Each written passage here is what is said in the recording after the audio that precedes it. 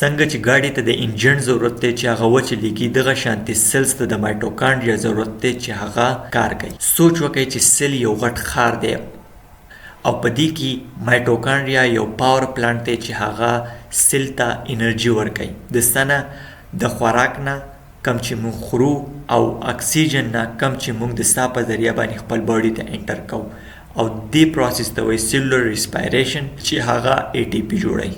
دا ATP چې دی موږ لا مدد راکوي په منډه کې، په سوچ کولو کې، زموږ چې زړه کم درزیږي په دې زړه درزیدو کې، په هر لایف اکټیویټیز کې موږ لا ATP انرژي موږ ته میلاویږي د دې ATP نه. نو که چېرته تاسو غټ ساه واخیستو نو خامخایي مایټوکانډریا ته دوا کوئ چې ښه نه چلیږه.